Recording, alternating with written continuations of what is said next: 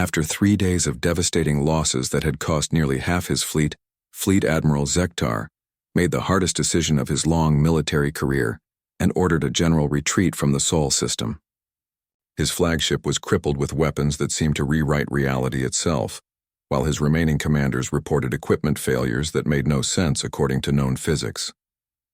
The alien armada that had arrived with such confidence was now fleeing in panic from an enemy they could not understand or defeat. The Zephyrian commander sent desperate communications to the Galactic Council chambers describing weapons and defensive systems that surpassed anything in their databases. Human ships had demonstrated the ability to exist in multiple locations simultaneously, while their weapons struck targets through dimensions that should not have been accessible to any known technology.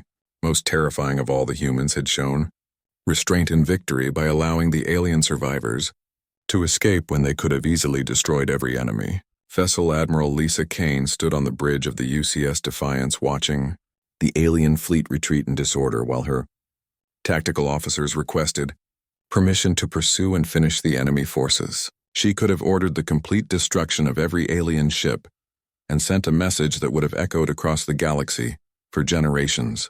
Instead, she chose a different path that would prove more effective than total victory, because it demonstrated that humanity sought respect rather than conquest. Captain Jake Morrison observed the retreat from the Discovery's bridge as alien vessels limped away from Earth using whatever propulsion systems they had left functional.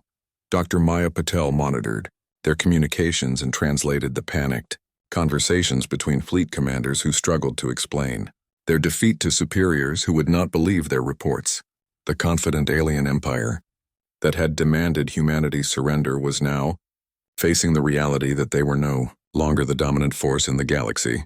Admiral Kane activated the Galactic Communication Network and broadcast a message that would be heard on every world in known space within hours. Humanity had not sought this conflict, but they had been forced to defend their independence against alien aggression. Earth did not desire to conquer other species or impose their will on galactic civilization, but they would never again accept the role of junior partners in their own affairs.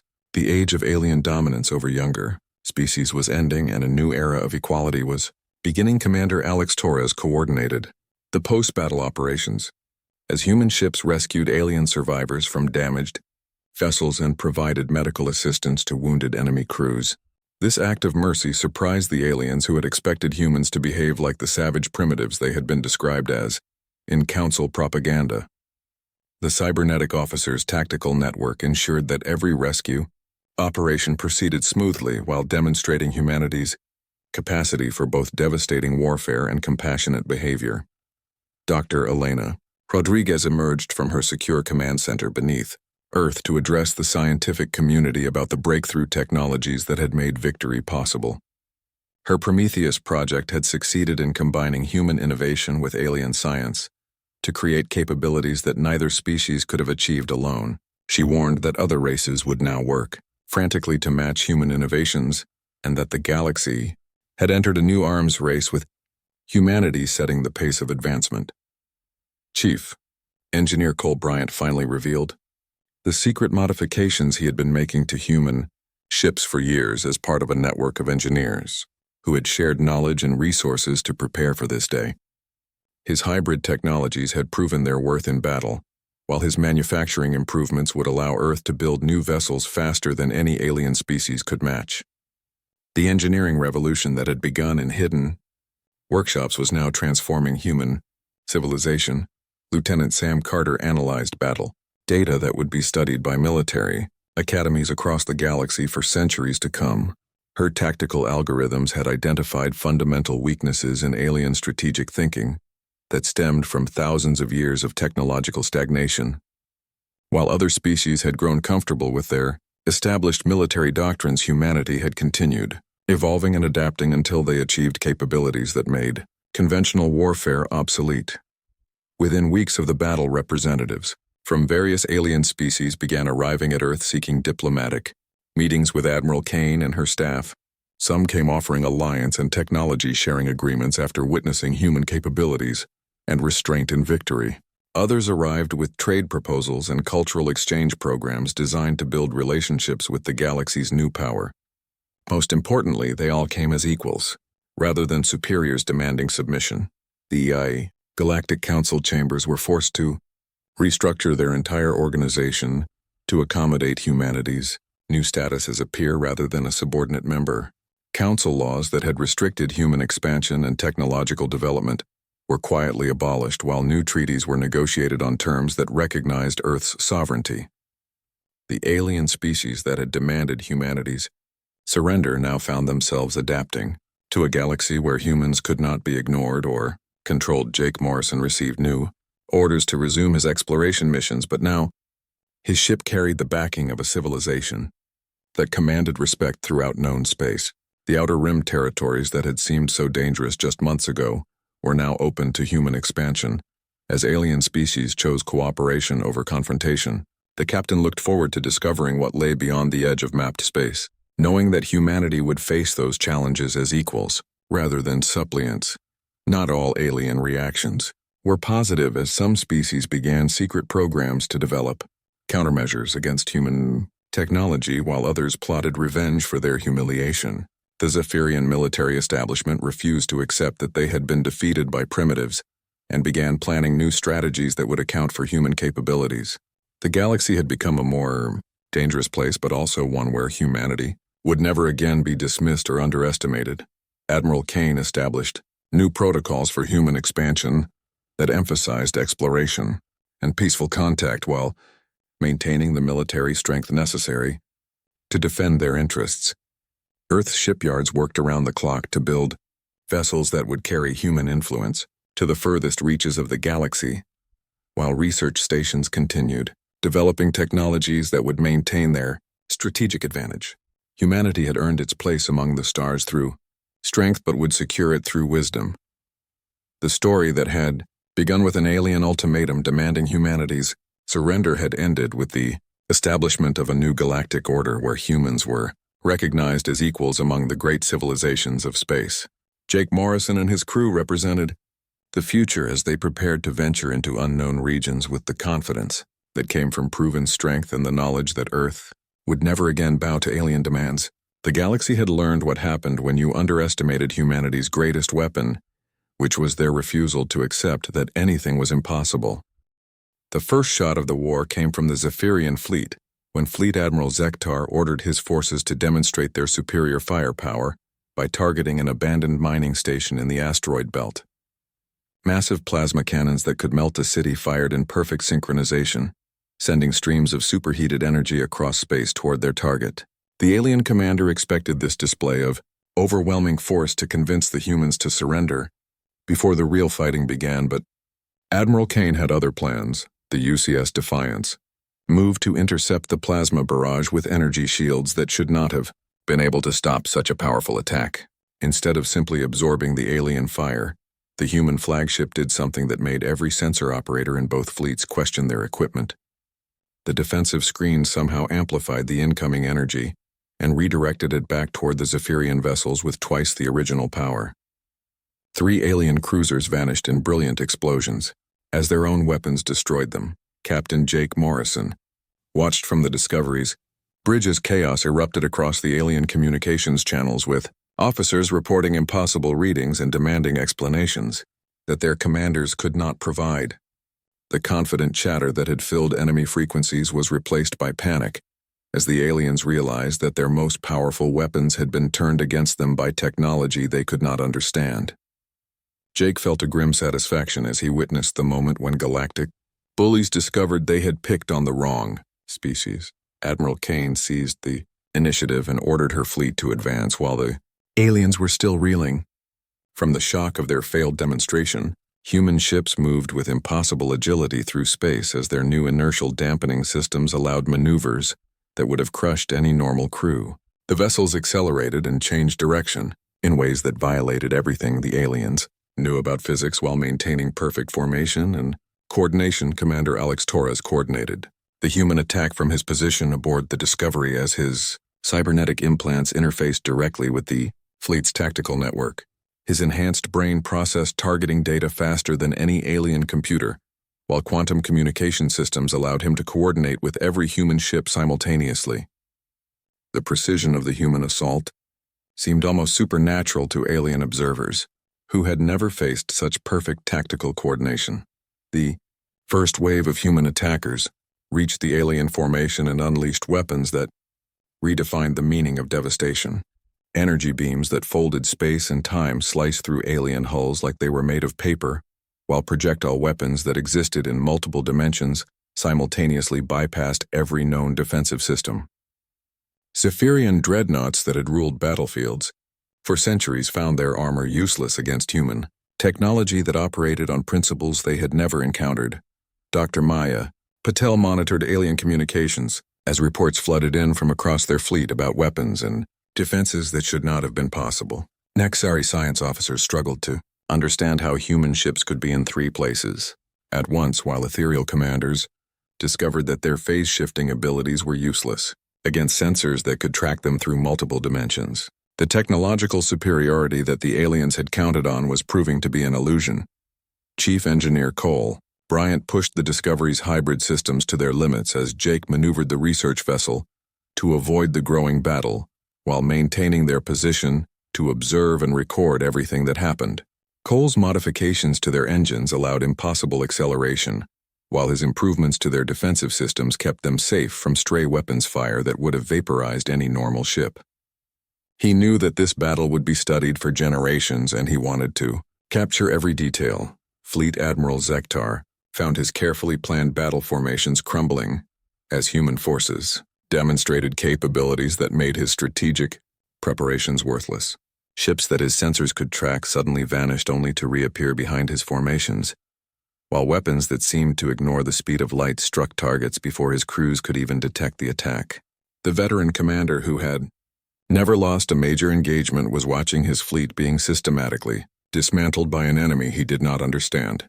Lieutenant Sam Carter's tactical algorithms predicted alien movements with startling accuracy as her quantum computers processed battle data faster than any alien system could match.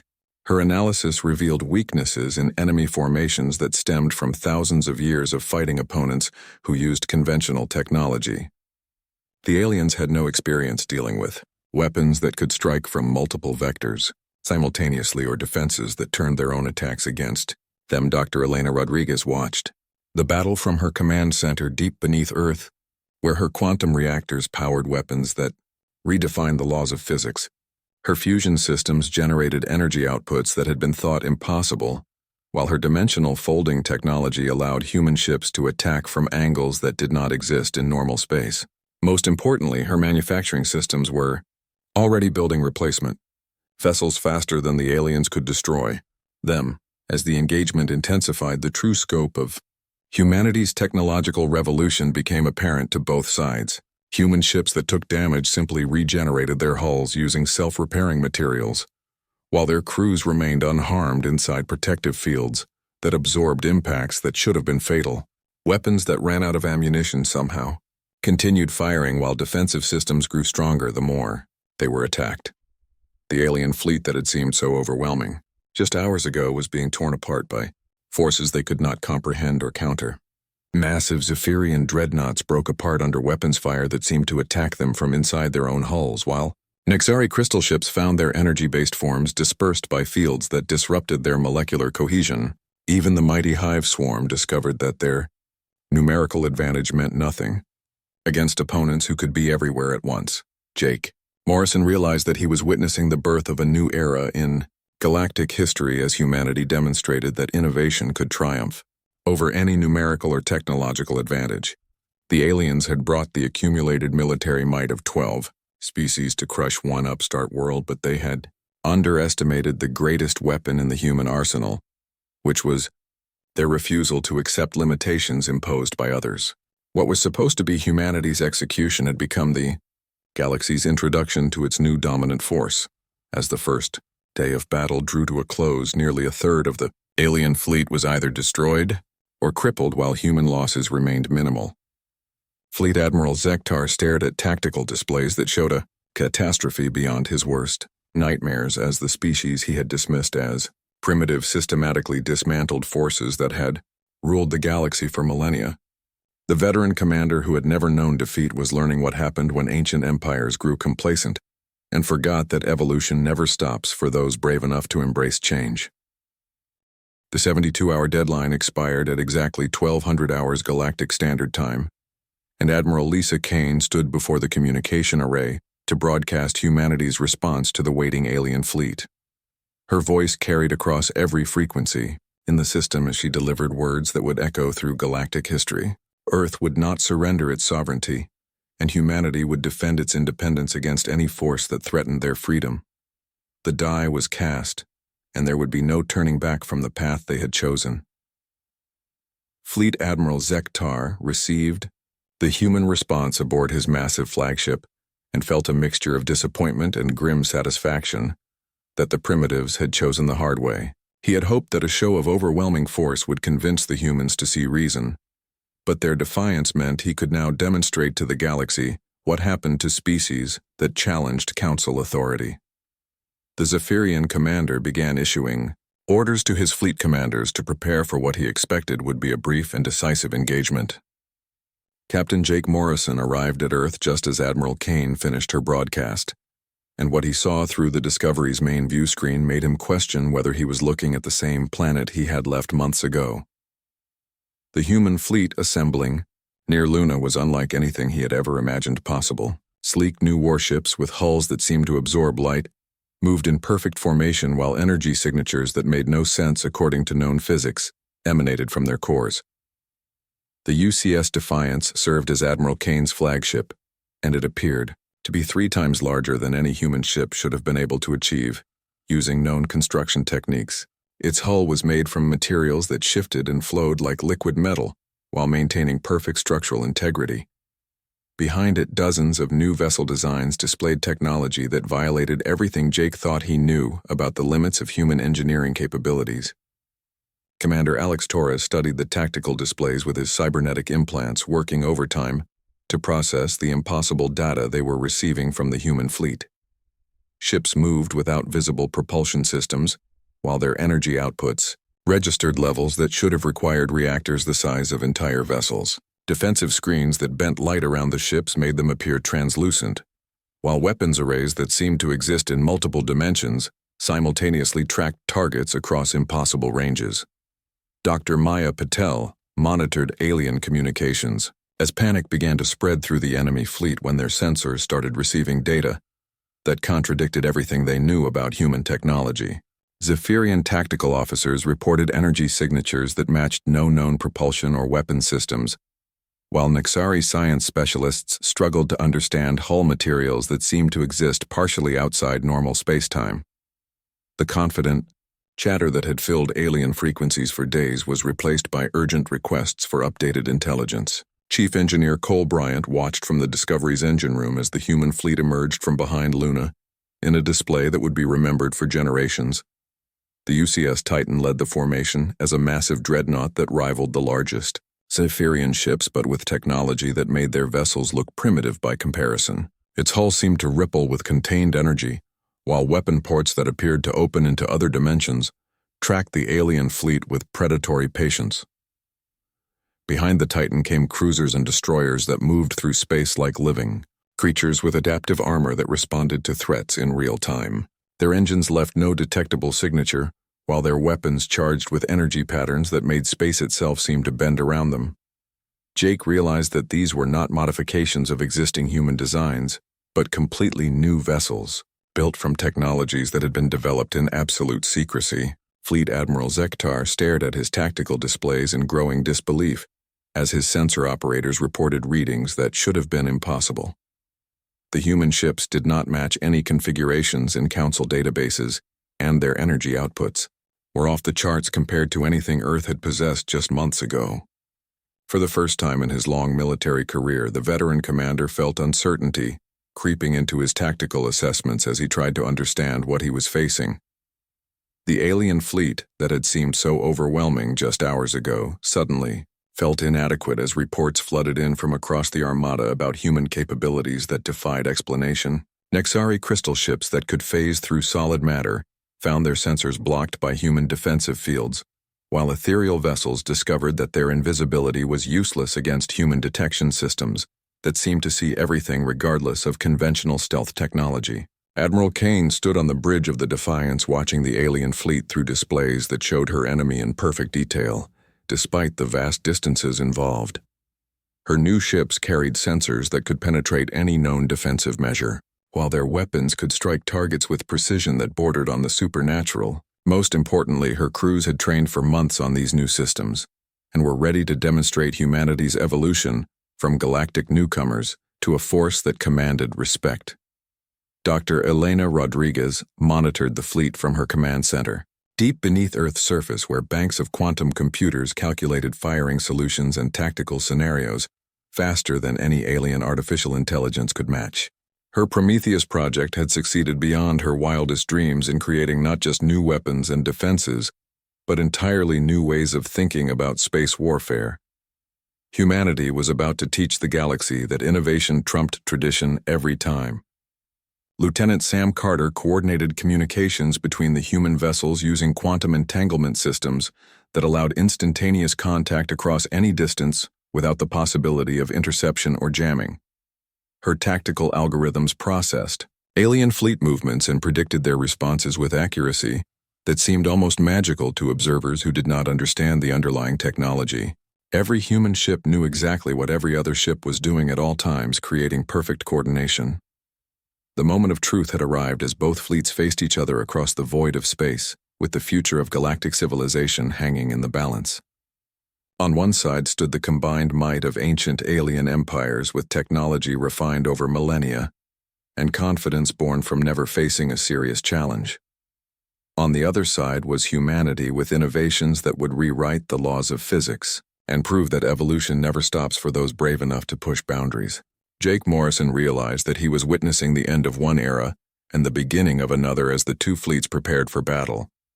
The aliens had expected to face the same primitive humans they had patronized for 50 years, but instead they found themselves confronting a species that had secretly transcended every limitation that had been placed upon them. The galaxy was about to discover what happened when you underestimated humanity's greatest strength, which was their refusal to accept that anything was impossible. Within 48 hours of the ultimatum, the largest alien fleet in galactic history began assembling at the edge of the Sol system, like a storm gathering on the horizon. Jake Morrison watched the tactical displays on the Discovery's bridge as more and more alien ships dropped out of faster-than-light travel to join the growing armada.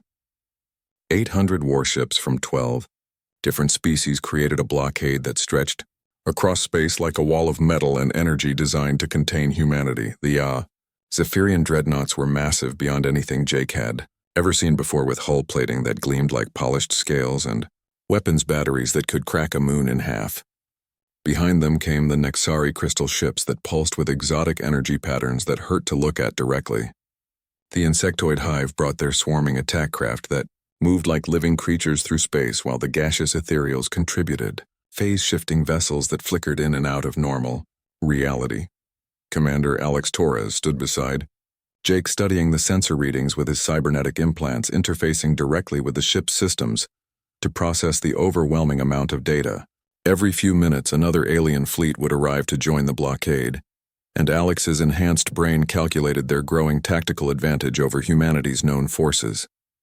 The aliens had brought enough firepower to sterilize every human world in the galaxy, and they were making sure Earth knew it. Dr. Maya Patel monitored alien communications as the various fleet commanders coordinated their positions and shared intelligence about human capabilities. The aliens were completely confident that this show of force would convince humanity to surrender without a fight. They spoke of humans as if they were primitive children who would see reason when faced with overwhelming power. Maya translated their conversations for Jake, and each word made his anger burn hotter. Fleet Admiral Zektar's flagship was a kilometer-long monster that served as the command center for the entire alien armada. Intelligence reports described the Zephyrian commander as a brilliant strategist who had never lost a major engagement in over 2 centuries of military service. He had studied human tactics and technology for decades and believed he understood exactly what Earth's forces were capable of in battle. Chief Engineer Cole Bryant worked frantically in the Discovery's engine room, pushing their hybrid systems to extract every bit of speed possible as they raced toward Earth. He had been quietly studying captured alien technology for years and sharing his findings. with a secret network of human engineers who were developing new innovations. Cole knew things about Earth's hidden capabilities that even Jake did not suspect, but he had sworn oaths of secrecy that he could not break. Back on Earth, Admiral Lisa Kane stood in the command center deep beneath the surface, watching tactical displays that showed every alien ship in the system. Her staff officers provided constant updates on enemy positions and capabilities, while she reviewed plans that had been decades in the making. Kane had never believed that humanity could remain safe by relying on alien protection, and she had prepared for this day since the moment humans joined the Galactic Council. Dr. Elena Rodriguez emerged from the secure laboratories beneath Geneva, where she had spent the last 20 years working on projects so classified that their existence was known only to a handful of people. Operation Prometheus had begun as a simple research program to understand alien technologies, but it had evolved into something far more ambitious. Rodriguez and her team had not just studied alien science but had improved upon it in ways that should have been impossible. The secret project combined human innovation with reverse-engineered alien technology to create new propulsion systems that bent space and time in unprecedented ways. Rodriguez had developed energy weapons that could slice through any known armor and defensive systems that could absorb and redirect incoming attacks. Most importantly, she had created manufacturing processes that could build these new technologies quickly and in large quantities. Lieutenant Sam Carter worked in the tactical planning center, running computer simulations of potential battles between human and alien forces, using both known capabilities and theoretical improvements. Her advanced algorithms had identified weaknesses in alien tactics that stemmed from thousands of years of technological stagnation. While other species had stopped innovating, humanity had continued, pushing the boundaries of what was possible. The aliens had made a crucial mistake in assuming that human technology had remained static since first contact 50 years ago. They had studied human ships and weapons from that era and based their invasion plans on outdated intelligence. What they did not know was that human scientists and engineers had been working around the clock to develop new capabilities that would give Earth a fighting chance when this day finally arrived. As the Discovery approached the inner system, Jake received new orders directing him to rendezvous with the main human fleet near Luna, where Admiral Kane was assembling her forces. The message included authorization codes that unlocked classified files containing information that made Jake's eyes widen with surprise. Earth's military had been completely transformed in secret, and the aliens were about to face an enemy they had never encountered before. The human fleet that was gathering to meet the alien challenge bore little resemblance to the ships that had first ventured into space decades earlier. New hull materials absorbed sensor sweeps and redirected energy weapons, while propulsion systems allowed impossible maneuvers that would crush ordinary crews. Most importantly, the human ships carried weapons and defensive systems that operated on principles the aliens had never seen before. Jake realized that Admiral Kane had been playing a much deeper game than anyone suspected for years. While publicly accepting Earth's junior status in the Galactic Council, she had been secretly preparing humanity for independence through technological advancement that surpassed anything the galaxy had ever seen. The aliens thought they were facing the same primitive species that had joined the Council 50 years ago, but they were about to discover how wrong they were. The stage was set for a confrontation that would reshape the balance of power in the galaxy forever. On one side stood the combined might of 12 alien species with technology refined over millennia, and confidence born from never facing a serious challenge to their dominance. On the other side was humanity, with its greatest weapon being the element of surprise and innovations that would rewrite the rules of space warfare. Captain Jake Morrison stood on the bridge of the UCS Discovery, watching the stars through the main window when the emergency message arrived from Earth. The red warning light flashed across his control panel, and the communication officer turned toward him with worry in her eyes. She pressed a button, and Admiral Lisa Kane's voice filled the bridge with news that would change everything for humanity. The Galactic Council had given Earth an ultimatum that made Jake's blood run cold. Humanity had 72 hours to surrender their entire military fleet and submit to alien oversight or face the consequences. The message was clear and direct, without any room for negotiation or compromise. Earth's leaders were being told to give up their independence or prepare for war against forces they had never faced before. Jake had been exploring the Outer Rim territories for 6 months now with his mixed crew of humans and friendly aliens who had joined Earth's cause over the years. His ship was designed for research and discovery, not warfare, but he knew that would not matter to the Council forces. They saw all human vessels as threats that needed to be controlled or destroyed. The captain looked around at his crew and saw the same fear and determination that he felt in his own heart. Commander Alex Torres stepped up beside Jake and pulled up the tactical display showing their current position. They were 3 days away from Earth at maximum speed, and every minute counted now. Alex had fought in the Vegan War years ago, where humans first encountered hostile alien forces, and his cybernetic arm was a reminder of that brutal conflict. He understood better than most what humanity was facing with this ultimatum from the Council. Dr. Maya Patel joined them at the command station, with her tablet showing intercepted alien communications from across the galaxy. The reptilian Zephyrians were calling humanity a virus that spread too quickly through space, while the crystalline Nexari complained about human expansion into their traditional territories. Even species that had been neutral were now taking sides against Earth because they feared what humans might become if left unchecked. Maya had spent years studying alien cultures and technologies during her time with the diplomatic corps before joining Jake's crew. She knew these species better than almost any human alive, and her analysis was frightening. The Council was not just worried about human military power, but about something deeper that scared them.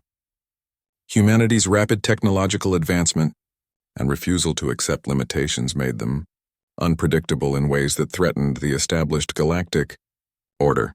Jake ordered the ship to change course immediately and head for Earth at maximum speed while he studied the detailed intelligence reports that Admiral Kane had included with her message. The alien species had been watching humanity for decades, and they were afraid of what they saw. Humans had gone from primitive spaceflight to faster-than-light travel in less than a century, while some Council races had remained basically unchanged for thousands of years. The captain read about Fleet Admiral Zektar, who commanded the Zephyrian military forces and was known throughout the galaxy for his strategic brilliance and ruthless efficiency. This alien leader had convinced the other Council races that humanity represented an existential threat that had to be stopped before it was too late. Zektar argued that humans were too aggressive and innovative to be allowed to continue their expansion unchecked. Chief Engineer Cole Bryant came up from the engine room with grease on his hands and concern on his face after pushing the ship's systems to their limits. He had been working with alien technologies for years and understood how far behind human engineering really was compared to most Council races. The Discovery's engines were a hybrid design that combined human innovation with alien components salvaged from crashed ships or traded in black markets. Cole whispered to Jake about secret projects he had heard. Rumors of back on Earth where human scientists were reverse engineering captured alien technology and combining it with new human innovations. These projects were so classified that even high-ranking military officers did not know about them, but Cole had connections in the engineering community who shared information about theoretical breakthroughs that seemed impossible. As the Discovery raced toward Earth, Jake thought about the 50 years since humanity had joined the Galactic Council as the newest and weakest member species. The aliens had treated humans like children who needed guidance and protection, while they learned how to behave in civilized galactic society. Many humans had accepted this arrangement because it brought access to alien technologies and trade opportunities that transformed human civilization. But other humans like Admiral Kane had never forgotten that Earth was an independent world with its own right to determine its future without alien interference. These leaders had quietly prepared for the day when the Council would demand too much, and humanity would have to choose between submission and resistance. That day had finally arrived, and Jake knew that Admiral Kane would never surrender human independence without a fight. The bridge crew worked in tense silence as they monitored long-range communications from across human space where other ships were receiving the same emergency orders to return to Earth immediately. Jake could see the fear in their eyes, but also something else that made him proud to be human. There was a determination and defiance that no alien ultimatum could break because humanity had always faced impossible odds and found ways to survive and thrive. As the hours passed, Jake realized that this crisis would define humanity's place in the galaxy for generations to come. Either they would submit to alien control and become another client species following council orders, or they would fight for their independence and prove that humans deserve to be treated as equals. The choice was clear, even if the consequences were terrifying, and Jake knew that Admiral Kane had already made her decision. The Discovery continued its race toward Earth while Jake and his crew prepared for whatever they would find when they arrived. The galaxy was about to discover what happened when you cornered humanity and demanded their surrender. Jake suspected that the aliens had no idea what they had just unleashed, and that their ultimatum would backfire in ways they could never imagine.